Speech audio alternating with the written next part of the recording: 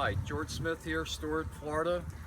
Today I'm on a 23-foot Sea Chaser with a 200 Suzuki. She's got 156 hours on her. The power pole in the back. It's a loaded up boat with a VHF radio, the GPS, fish finder, underwater lights. Suzuki's a great manufacturer. It's got the upgraded steering. And we're just going to do a quick walkthrough on the boat. This is the dash area, the tilt wheel, of course, Suzuki gauges, 153 actually on the hours, the GPS plotter, fish finder, and a VHF. Hardtop, which is an option, but this boat has it with the powder coated blue underneath.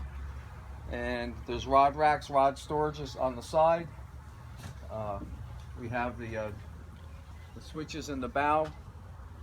And obviously fish tanks for storage for your fish up here.